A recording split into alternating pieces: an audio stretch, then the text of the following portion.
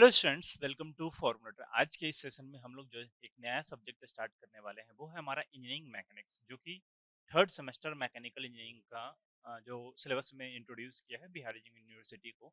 Third semester में mechanical engineering में ये इंजीनियरिंग मैकेनिक्स ऐड किया है। बेसिकली इसमें मैकेनिक्स के साथ साथ इसमें फिजिक्स का कुछ टर्म्स प्लस इसमें नेक्स्ट बोल सकते हो कि पूरा मतलब मैकेनिकल इंजीनियरिंग से रिलेटेड प्लस कुछ डिफरेंट स्ट्रेंथ ऑफ मटेरियल से रिलेटेड सब कुछ पोर्शंस ऐड किए।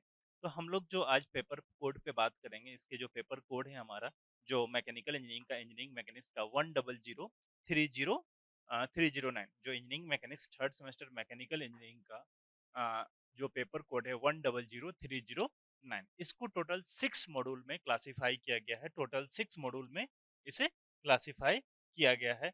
इस क्लास को शुरू करने के पहले हम लोग कुछ चीजें बता दें कि मैकेनिक्स एक बहुत ही इंपॉर्टेंट सब्जेक्ट है, जो कि आपका वेटेज तो गेट के लिए रखेगा ही रखेगा। आपका जो यूनिवर्सिटी पेपर है इसमें 70 आउट ऑफ 70 आप इजिली पा सकते हैं। न्यूमेरिकल कंप्लीटली न्यूमेरिकल पेपर है। हालांकि थ्योरी भी क्वेश्चंस में पूछे जाते हैं, आपके एग्जामिनेशंस में थ्योरी भी पूछे जाएंगे, लेकिन जो देखा जाए इसमें जो क्वेश्चंस मतलब आप बोल सकते हैं कि न्यूमेरिकल क्वेश्चंस ऐसे होते हैं कि वो इजिली अटेम्प्ट हो सकते हैं। एक नो डाउट आपका टोटल 9 क्वेश्चन होंगे। पहला क्वेश्चन तो कंपलसरी होंगे। टोटल 8 क्वेश्चन में से 8 क्वेश्चंस में आपको 4 क्वेश्चंस करना होगा। वो सिलेक्शन ऑफ क्वेश्चंस इंपॉर्टेंट है, और कोशिश करेंगे वैसे क्वेश्चंस को सिलेक्ट करने के लिए जो जिसमें आप कंफर्टेबल है, जिसके आप ए बी पार्ट दोनों कंफर्टेबल हो, इजीली सॉल्व कर सके। मतलब 14 आउट ऑफ 14 लाने की कोशिश करेंगे, उसी क्वेश्चंस को अटेम्प्ट करेंगे। मतलब क्वेश्चन का सिलेक्शन बहुत ही प्रॉपर वे में करेंगे। साथ ही साथ हम लोग जो कुछ बेसिक क्वेश्चन है जो कि हमेशा हर साल पूछे जाते हैं, आप प्रीवियस ईयर 3 साल का उठा के देख लीजिए, 3 साल का या 2 साल का उठाकर देख लीजिए, जो प्रीवियस ईयर में पूछे गए हैं एटलीस्ट उतना भी प्रॉपर वे में, उतना का मैकेनिज्म वगैरह वगैरह प्रॉपर वे में आपको क्लियर है, तो ज्यादा दिक्कत नहीं होने वाली। तो टोटल हम लोग बात करें, हाँ लेकिन एक चीज याद रखिएगा, थोड़ा सा इधर उधर रटने वाला सब्जेक्ट है नहीं, प्रॉपर समझने वाला सब्जेक्ट है। जितना डेप्थ जाइएगा उतना डेप्थ हम बताने के लिए रेडी है। आप जो भी बुक फॉलो करें, एक बुक का नाम आप जनरली हम लोग यूनिवर्सिटी में क्या यूज करते हैं, आर के बंसल, आर एस खुरमी वगैरह यूज करते हैं। एक हिबलर एंड गुप्ता की बुक आती है, एक हिबलर एंड गुप्ता की एक बुक आती है। यदि आप फॉलो करना चाहते हैं, लेना चाहते हैं, तो एक हिबलर एंड गुप्ता की बुक ले सकते हैं। हिबलर एंड गुप्ता की एक बुक आती है, टीएमएच पब्लिकेशंस की है। ठीक है, इसको आप फॉलो कर सकते हैं इंजीनियरिंग मैकेनिक्स के लिए, fourth third semester mechanical engineering, या फिर गेट वगैरह के लिए आपको बुक वगैरह की जरूरत नहीं पड़ेगी। जो असाइनमेंट मिलेगा वो सफिशियंट है। ठीक है, प्लस प्रीवियस ईयर लगाइए, सिविल सर्विस का क्वेश्चन वगैरह प्रीवियस ईयर लगाइए, वो सफिशियंट है। ठीक है, तो फिलहाल हम लोग इंजीनियरिंग मैकेनिक्स शुरू करेंगे, या फिर आप लोग यूज कर सकते हैं आर के बंसल, डायरेक्टली कॉलेज से निकाल लीजिए। ठीक है, कॉलेज से निकाल के बंसल, आर एस खुरमी भी आता है, आर के आर एस खुरमी। ठीक है, इस तरह के बुक आप फॉलो कर सकते हैं। इसका एक टोटल क्रेडिट की बात किया जाए तो टोटल 4 क्रेडिट का ये सब्जेक्ट है हमारा। टोटल 4 क्रेडिट का ये सब्जेक्ट होने वाला है, जो कि थोड़ा इंपॉर्टेंट है आपके सीजीपीए पर्पस। ठीक है, इसको टोटल 6 मॉड्यूल में क्लासिफाई किया गया है। मॉड्यूल 1 जो हमारा बोलता है कि स्टैटिक्स फोर्स सिस्टम्स के बारे में बताना है। मतलब बेसिकली फोर्स सिस्टम्स के बारे में यहाँ से शुरू होगा, फोर्स से स्टार्टिंग कर रहा है। देखिए, मैकेनिक्स बेसिकली स्टार्टिंग कहाँ होता है, beginning the vector, scalar vector product से शुरू होता है, लेकिन डायरेक्टली यहाँ फोर्स एंड सिस्टम से शुरू किया गया। कोई बात नहीं, ठीक है, अच्छी बात है, हम लोग को थोड़ा सा एक स्टेप आगे से शुरू किया गया, कोई बात नहीं। तो force systems, moment of force about a point and axis, equivalent force end moment के बारे में हमसे पूछना चाह रहा है। मॉड्यूल 1 हमारा बेसिकली फोर्स एंड मोमेंट से रिलेटेड है, मोमेंट टॉर्क वगैरह से रिलेटेड। बेसिकली हम लोग यहाँ से फोर्स का रिजोल्यूशंस वगैरह समझेंगे, देन उसके बाद मोमेंट वगैरह उसको निकालने के लिए हम लोग सीखेंगे। देन मॉड्यूल 2 में हमारा free body diagram, equilibrium of forces and 2D and 3D plane and as well as frame and truss के बारे में। ये एक यहाँ पे एक चीजें, एक अच्छा चीज इंट्रोड्यूस कर देता है, मतलब एक ट्रस चीजें ऐड कर देते हैं, जिसमें आप लोग देखते हो कि हाई टेंशन केबल वगैरह जो मूवमेंट होती है, हाई टेंशन केबल, एक आपका स्टील स्ट्रक्चर से आपका क्या होता है, हाई टेंशन जब 33 का आप एक्सटेंशन केबल देखते होंगे, वो क्या होता है, बहुत हाई हाइट पे एक जो ट्रस से एक स्ट्रक्चर से, जो आप देखते हो कि स्टील का बहुत सारा मटेरियल बन करके एक स्ट्रक्चर डेवलप होता है, उसके थ्रू 33 का आपका जो करंट है इलेक्ट्रिसिटी उससे पास होता है, तो वो बेसिकली ट्रस है। तो इस बारे में हम लोग समझेंगे। फ्री बॉडी डायग्राम समझेंगे कि फ्री बॉडी डायग्राम में क्या होता है। उसमें हम लोग किसी भी बॉडी पे हर तरह के जो फोर्सेस का एनालिसिस करना होता है, वही हमारा फ्री बॉडी डायग्राम कहलाता है। उसके बाद इक्विलिब्रियम पे हम लोग बात करेंगे, कितने तरह के इक्विलिब्रियम है, क्या पॉसिबिलिटीज है, उसके बारे में बात करेंगे। देन हम लोग बात करेंगे फ्रिक्शन से रिलेटेड। तो फ्रिक्शंस क्या है? तो laws of Coulomb frictions, impending motions, problem involving large and small contact surface, square thread and screw, principle of virtual work and stability. देखिए यहाँ पे एक मैकेनिकल का, कोर मैकेनिकल का एक दो टॉपिक घुस गया, स्क्वायर थ्रेड एंड स्क्रू। हालांकि इससे क्वेश्चंस कभी नहीं पूछे गए, लेकिन इसको इंट्रोड्यूस किया गया, कोई नहीं, कभी भी पूछा जा सकता है, ठीक है। तो हम लोग अपने जो मॉड्यूल 3 है उस चैप्टर में हम लोग इसके बारे में डिटेल में डिस्कस करेंगे। बेसिकली यहाँ पे फ्रिक्शंस वगैरह पढ़ना, और ये सब्जेक्ट ऐसा है ना कि आप लोग ऑलरेडी पढ़ चुके हैं जब आप 11th-12th का प्रिपरेशन कर रहे होंगे, या फिर आप जब 12th में जब जो नीट या फिर आईआईटी जेईई के लिए जो बच्चे अच्छे से प्रिपरेशन कर रहे होंगे, उनका ये सब्जेक्ट ऑटोमेटिकली अच्छा होगा। लेकिन फिर भी यहाँ थोड़ा ज़्यादा डेप्थ में पूछा गया है, इसलिए हम इस सब्जेक्ट को प्रॉपर वे में पढ़ते हुए चलेंगे, ठीक है। देन इसके बाद मॉड्यूल 4 में हमारा आता है डायनेमिक्स से रिलेटेड। डायनेमिक्स में kinematics and kinetics of a particles, dynamics of rectangular coordinate cylindrical coordinates in terms of path variable. देखिए बेसिकली क्या होता है ना कि जो मैकेनिक्स है हमारा, मैकेनिक्स को दो पार्ट में क्लासिफाई करेंगे। फर्स्ट वन इज जो रेस्ट में है वो स्टैटिक्स कहलाता है, जो मोशन में है वो हमारा डायनेमिक्स कहलाता है। और डायनेमिक्स में भी दो तरह का होता है। डायनेमिक्स में एक होता है with the respect of force, with the respect of force and without the reference of force, मतलब कि फोर्स एंड मोशन का एनालिसिस जो करते हैं without the consideration of force and with the consideration of force. दो तरीके से हम लोग फोर्स का एनालिसिस करेंगे, मतलब मोशन का एनालिसिस करेंगे without the consideration of force and with the consideration of force. तो without the consideration of force जो हम लोग करेंगे दैट इज काइनेमेटिक्स होगा, और with the consideration of force करेंगे वो हमारा क्या आएगा? काइनेटिक्स आएगा।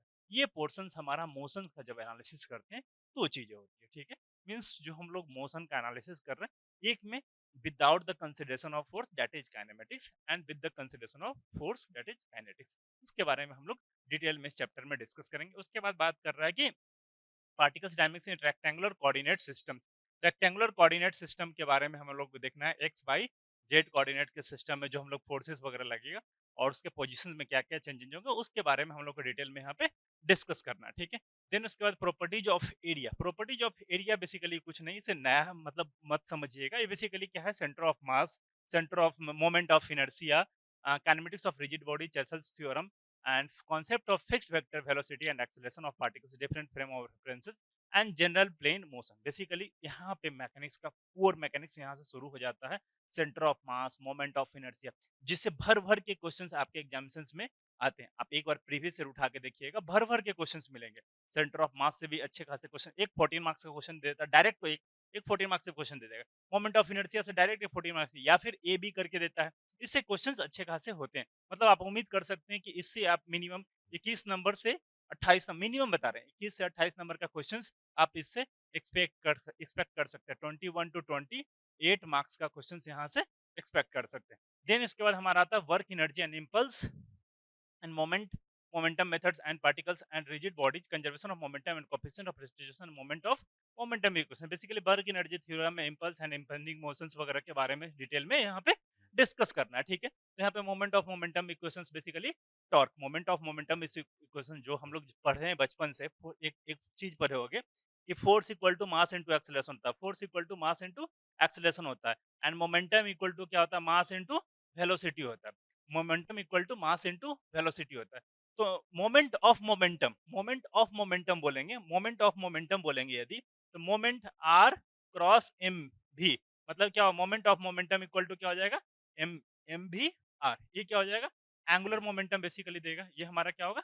एंगुलर मोमेंटम होगा। मोमेंट ऑफ मोमेंटम इक्वेशंस, ये आपका मोमेंटम इक्वेशंस और कोएफिशिएंट ऑफ रेस्टिट्यूशंस का नाम सुने हैं ऑलरेडी, कि velocity of separation to the velocity of approach. मतलब यहाँ से आप समझ पा रहे होंगे कि डायरेक्टली इनडायरेक्टली रूप में कॉलिजन को भी इंट्रोड्यूस कर दिया, मींस इस चैप्टर में कॉलिजन को भी इंट्रोड्यूस कर दिया। तो हम लोग डिटेल वे में वन बाय वन करके हर मॉड्यूल को डिस्कस करेंगे। कोई भी कंफ्यूजन होता है हम इजीली अवेलेबल हैं, कहीं कोई आप जो भी डाउट यदि आती है एप्लीकेशंस के चैट में मैसेज कर दीजिए, बिल्कुल हम कनेक्ट कर लेंगे, ठीक है।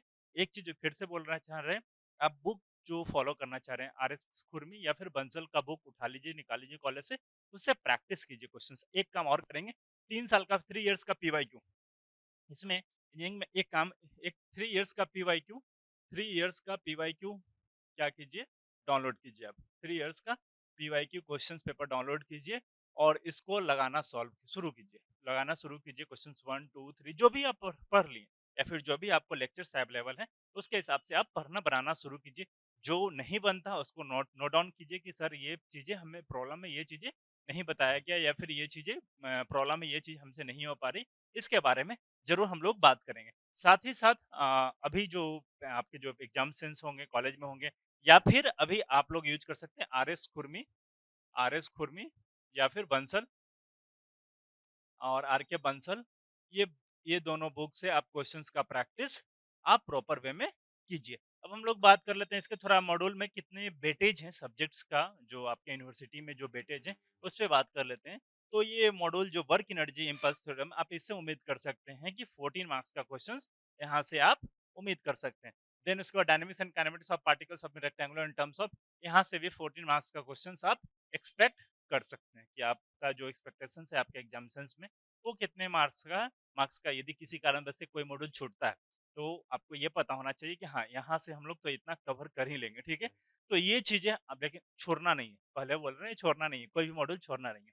तो फोर्स एंड फोर्स सिस्टम से बारे में रिलेटेड है, यहाँ से क्वेश्चंस आपका 14 टू 21 मार्क्स का क्वेश्चंस एक्सपेक्टेड है कि यहाँ से पूछे जाएंगे। And free body diagram equilibrium and frame of references, यहाँ से भी आप उम्मीद कर सकते हैं 14 टू 21 मार्क्स के questions. And laws of Coulomb frictions, यहाँ से आप क्वेश्चंस उम्मीद कर सकते हैं 14 मार्क्स के क्वेश्चंस यहाँ से भी उम्मीद कर सकते हैं। सर आप बोल रहे हो कि सर ये तो जोड़ने के बाद बहुत ज्यादा हो जा रहा है, तो क्वेश्चंस की वैरायटी कितना है, क्वेश्चंस का कलेक्शन कितना, टोटल 8 क्वेश्चंस मिलते हैं, हम 8 का एडिशन बता रहे हैं ना कि हम आउट ऑफ 70 बता रहे हैं। ऐसा है कि हम लोग को 8 में से 4 करना है ना, तो हम पूरे में से बता रहे हैं कि ये पूरा से आप इतना फाइंड आउट कर सकते हैं। तो ये हमारा कंप्लीट कवरेज ऑफ सिलेबस का रहा, जो भी बुक फॉलो करना चाहते हैं लाइब्रेरी में आप लोग को बुक मिल जाएगी। यदि कोई खरीदना चाहते हैं तो हिबलर एंड गुप्ता की बुक खरीद सकते हैं, ठीक है। तब तक के लिए बाय एंड टेक केयर। हम लोग मॉड्यूल वाइज कोशिश कर रहे हैं, मॉड्यूल वाइज आपको हर चीजें अवेलेबल कराने की, सच दैट आप लोग इजी तरह से उसको क्लियर कर पाए। एक चीज प्रॉब्लम है, एक चीज फिर से बोलना चाहेंगे, कुछ चीजें क्या है ना कि मॉड्यूल में क्या है ऊपर नीचे होंगे, इसलिए हो रहे हैं क्योंकि कुछ चीजें पहले पढ़ना है। यदि हम जैसे जस्ट लाइक आपको एग्जांपल समझा रहे हैं, यदि फोर्स सिस्टम डायरेक्ट हम शुरू करें, फोर्स सिस्टम डायरेक्ट शुरू करें विदाउट वेक्टर पढ़े हुए, वेक्टर के बारे में कुछ नहीं बताएं, तो ये जस्टिफिकेबल नहीं होगा। आपको यदि वेक्टर का आपको रिप्रेजेंटेशन में इशू है, वेक्टर का आप थ्री डायमेंशनल में इशू है, तो डेफिनेटली फोर्स में भी इशू क्या है, फोर्स बेसिकली एक वेक्टर क्वांटिटी है, उसी को रिप्रेजेंट करना है, X Y Z point plane पे रिप्रेजेंट करना है। तो सिमिलरली इसलिए बोल रहे हैं कि जो वेक्टर है वो वेक्टर इंपॉर्टेंट है, जो हमारा आपके मॉड्यूल 1 में वेक्टर भी इंट्रोड्यूस किया रहेगा, सच दैट कि आप उसे एक बार जरूर देखें, देखने के बाद आप सब कुछ क्लियर हो जाएगा, ठीक है।